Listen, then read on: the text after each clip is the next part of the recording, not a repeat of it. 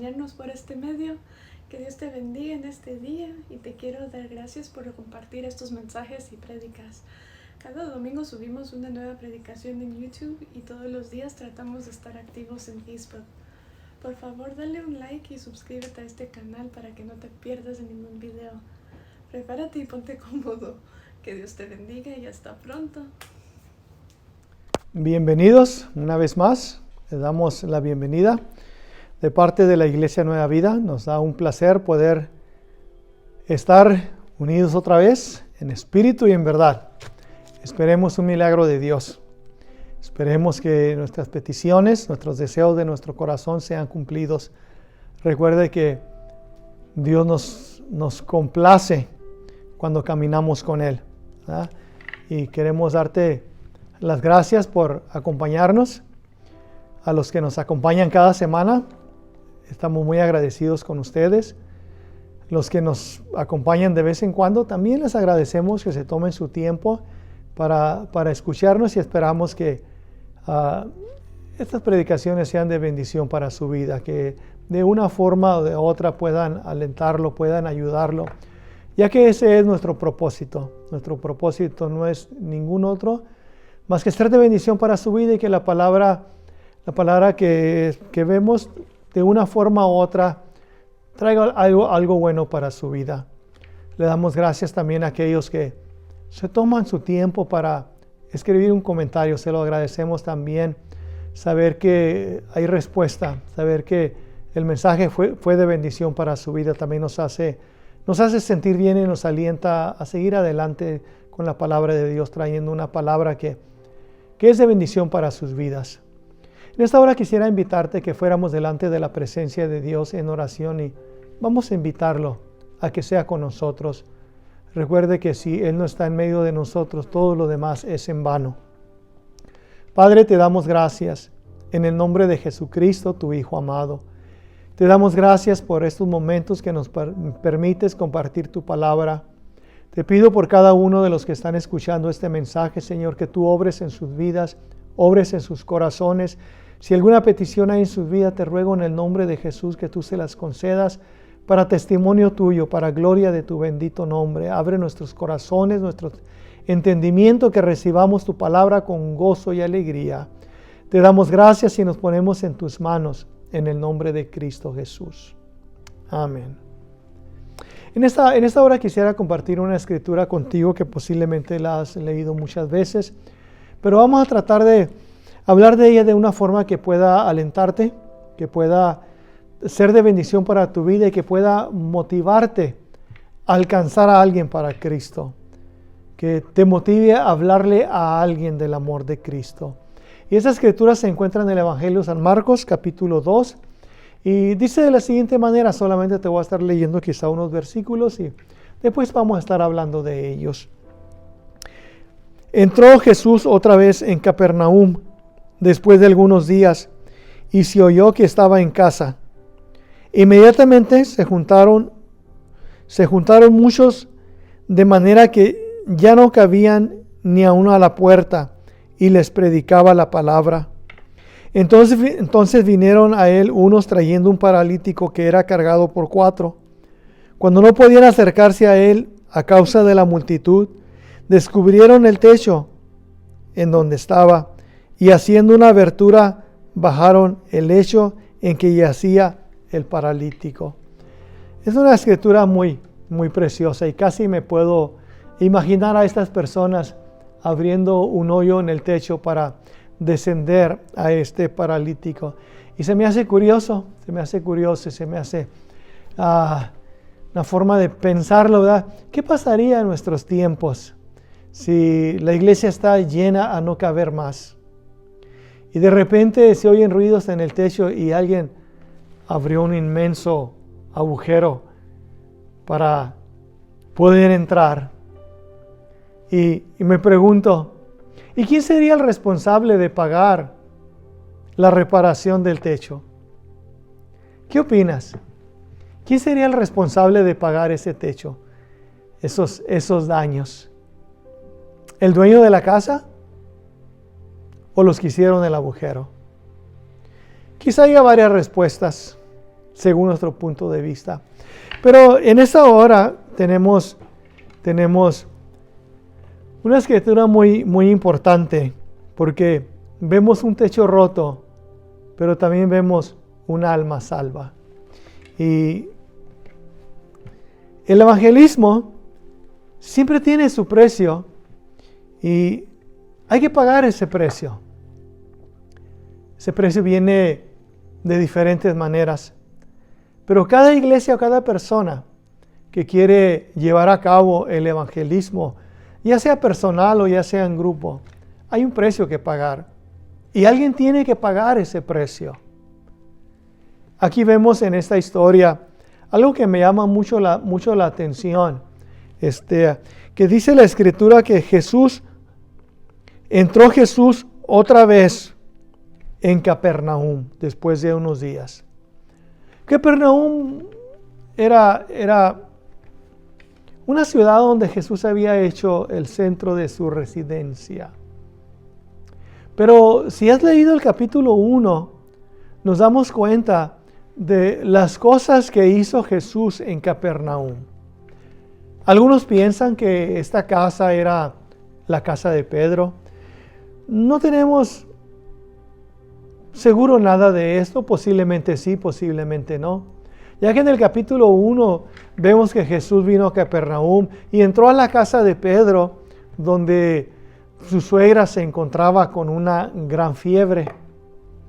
Y en el capítulo 1 vemos que Jesús hizo muchos milagros.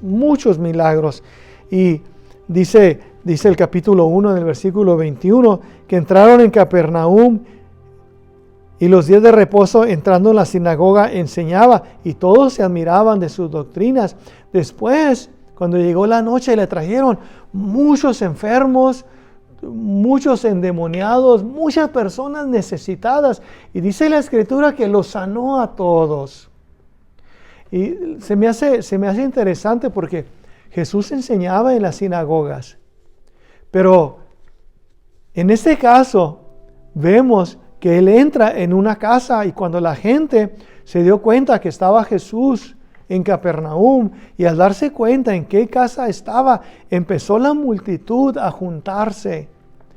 Y una de las cosas que me vienen a la mente de Jesús al hacer estas enseñanzas en la casa y no en la sinagoga era por las cosas que estaban aconteciendo.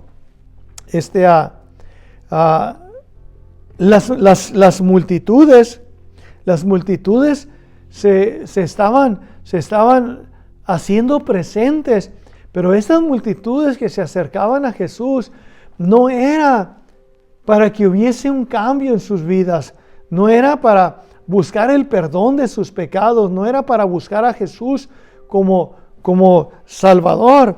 Entonces, lo que vemos aquí entonces es de que la gente lo estaba siguiendo para que Jesús lo sanara. Y esto ya se había convertido en una campaña de sanidad y no en una campaña de salvación. Por eso Jesús decidió algunas veces hacer estas enseñanzas en casa de alguien, porque la gente ya estaba pensando que estas campañas eran de sanidad y Jesús no quería enfocarse solamente en la sanidad. Él vino a buscar y a salvar lo que se había perdido. Su meta principal no era sanar a los enfermos, sino era perdonar los pecados, que la gente buscase un arrepentimiento en sus vidas. Por eso ahora lo vemos en una casa. En una casa está más limitado a las multitudes que están buscando. Lo único que están buscando es la sanidad de sus cuerpos. Y eso no es malo, como le digo. Pero sin embargo, Jesucristo vino, como dice Juan en una de sus epístolas. Él apareció para quitar los pecados. Para eso vino, ¿verdad? Juan nos dice en su epístola, para eso apareció el Hijo de Dios, para quitar los pecados. Entonces su venida principalmente era esto, para limpiarnos de nuestros pecados. Y una vez limpiando de nuestros pecados, tenemos la promesa de vida eterna. ¿Cuántas personas no han sido sanadas y se han olvidado de Cristo? Porque eso es lo que buscaban. Buscaban la sanidad de sus cuerpos. Y por eso el enfoque en esta escritura es un enfoque muy precioso que nos enseña quién es Jesús. ¿Quién es Jesús? Y solamente hay una forma de saber quién es Jesús. Y la forma de saberlo es con su enseñanza y el poder que sale de él. Por eso dice la Escritura que Jesús entró otra vez en Capernaum después de algunos días y se oyó que estaba en casa e inmediatamente se juntaron muchos de manera que ya no cabían ni aún a la puerta y les predicaba la palabra. Imagínate esa casa, está llenísima, ni aún a la puerta cabía nadie. Pero dice la Escritura que de repente vinieron unos trayendo un paralítico en una cama. Y nos dice que eran 4 los que traían a este paralítico. No sé desde dónde venían, de cerca o de lejos, pero estas 4 personas son 4 personas de mucha enseñanza para nuestra vida. Y una de las enseñanzas que vemos en estos 4 era el amor o la compasión que ellos sentían por este paralítico. Posiblemente uno solo lo hubiera podido haber llevado, pero eran 4 los que lo llevaban. Y en estos 4 vemos la unidad que había en ellos. Los 4 estaban dispuestos a llevarlo. Como dice el apóstol Pablo, hay en vosotros este mismo sentir que hubo en Cristo Jesús. Dice el apóstol Pablo, no viendo por lo nuestro propio, sino por lo de los demás. Y estos 4 nos ponen un ejemplo de lo que es trabajar unidos, trabajar en grupo, trabajar en un mismo pensamiento. Y otra de las cosas que aprendemos de estos 4 es la fe de ellos. La fe de ellos al traer a este enfermo a los pies de Jesús. Ellos estaban creyendo, tenían fe de que Jesús lo iba a sanar. Pero cuando llegaron, se dieron cuenta que no era posible entrar por esa puerta por causa de la multitud. Pero no se dieron por vencidos. El que cree en Dios, el que tiene fe, no se da por vencido. El que ha experimentado la presencia de Dios no se da por vencido. Y estos 4 no se dieron por vencidos. Qué precioso poder tener amigos como ellos, que son amigos de fe, que muestran su bondad hacia nosotros. En otras ocasiones hemos visto amigos como los que tenía Job. Los amigos que tenía Job no se parecían a estos 4, porque los amigos que tenía Job, en vez de darle palabras de aliento, lo que querían era convencer a Job que su enfermedad era porque él había hecho algo malo, que esa enfermedad era consecuencia de sus pecados. Pero estos amigos los vemos y eran amigos que estuvieron dispuestos a luchar por llevar a este paralítico a los pies de Jesús. Y al ver que no podían entrar por esa puerta por causa de la multitud, decidieron que iban a hacer un hoyo en el techo y hacerlo descender. Yo me imagino que el hoyo estaba grande. No creo que lo iban a bajar así. Entonces el hoyo tuvo que haber estado grande. No sé la reacción de los demás ahí adentro. Al ver que se oyen ruidos, al oír que se oyen ruidos y al ver que empieza a caer esos escombros de las personas que están haciendo ese hoyo en el techo. Y de repente ver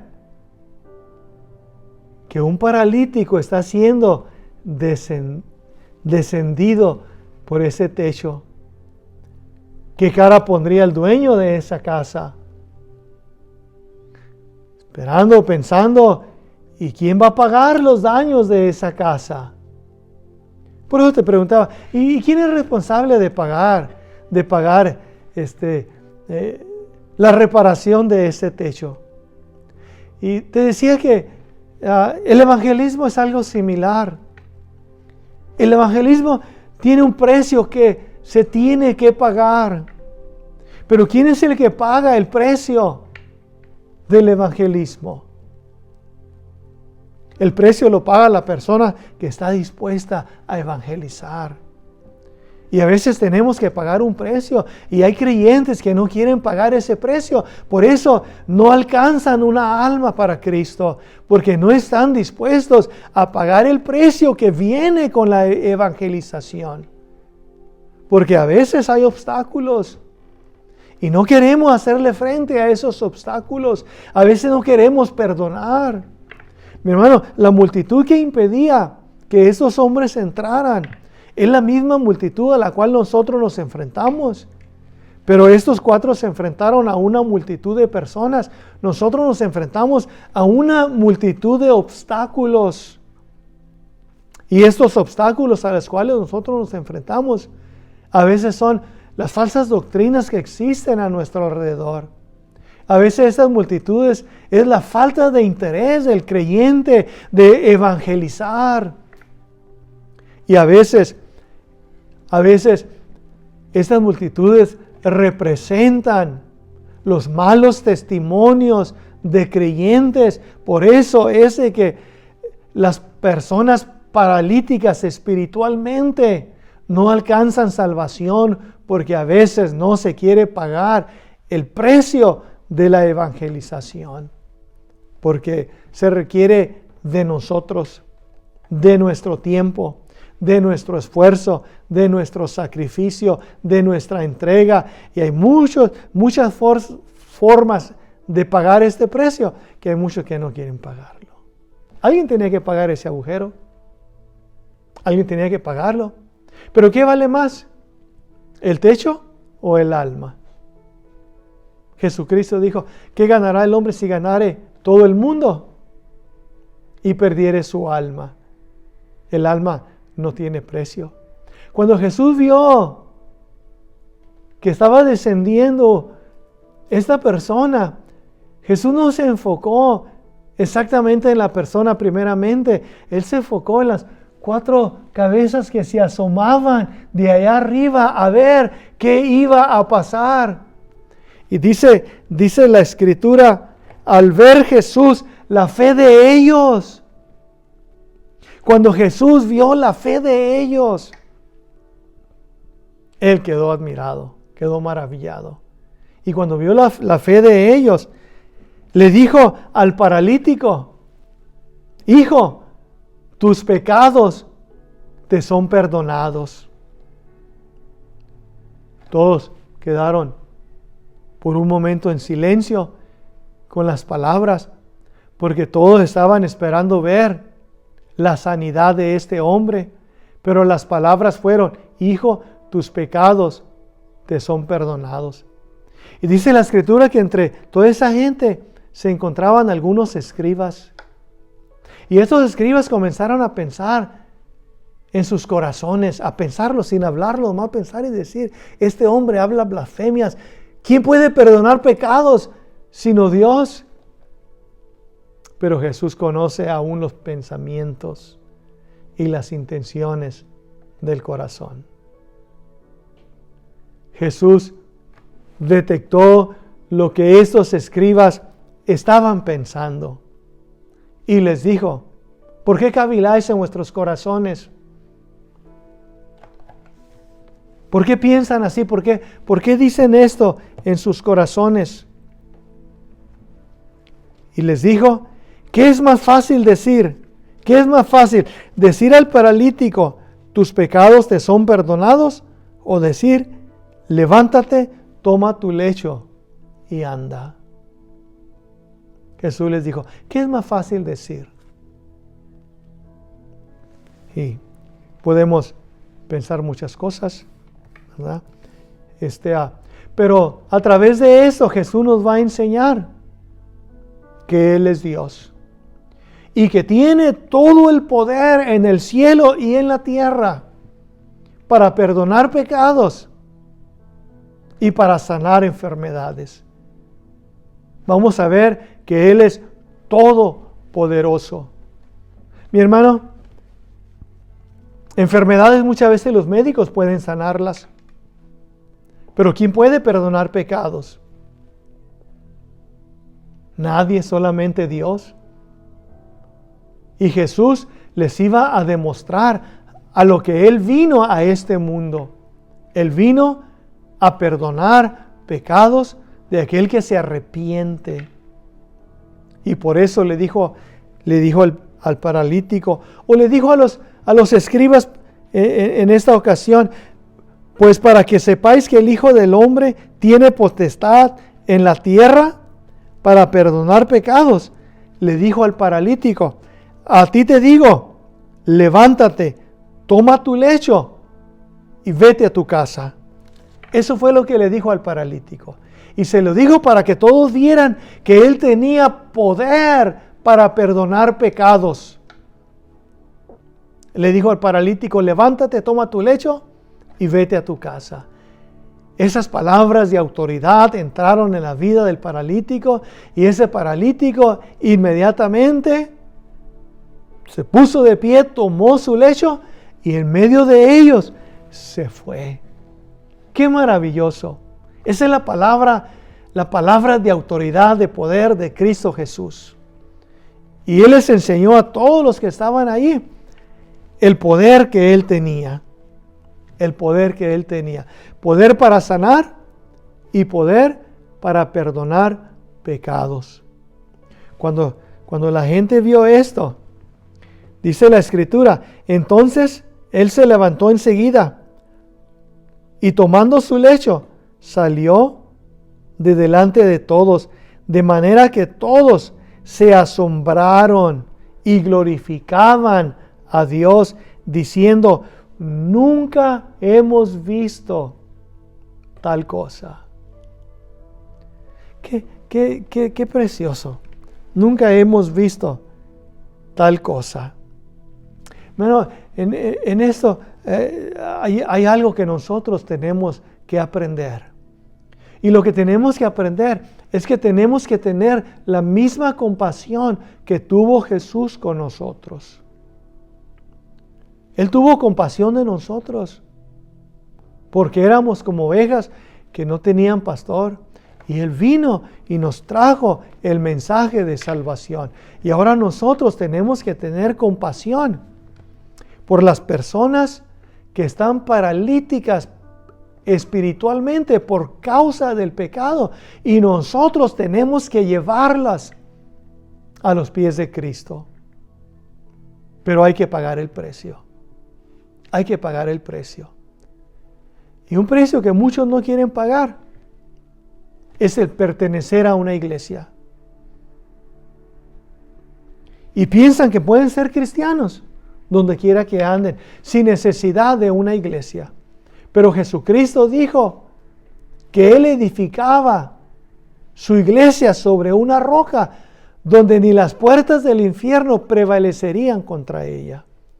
Y ahora nosotros tenemos que ser parte de un grupo, de una iglesia, donde se predique a Cristo y poder nosotros pagar el precio para evangelizar y traer otros a los pies de Cristo. ¿Quién tiene que pagar los daños o el costo de ese techo? El que evangeliza. El que evangeliza. Él es el que paga el precio. Pero mi hermano, cuando pagamos el precio, y una alma se salva, en el cielo hay un gozo tremendo. Porque dice la Escritura que en el cielo hay gozo cuando un pecador se arrepiente. Entonces, en esta hora yo quisiera animarte a que te unas a esos 4. ¿Quiénes son esos 4? No sé, quizá algunos hermanos de tu iglesia o tu iglesia misma, y unirnos con el propósito de alcanzar las almas, así como nosotros fuimos alcanzados alguna vez. Ahora nosotros hay que pagar el precio que se tenga que pagar para alcanzar a alguien. Un alma vale mucho, vale más que un techo roto.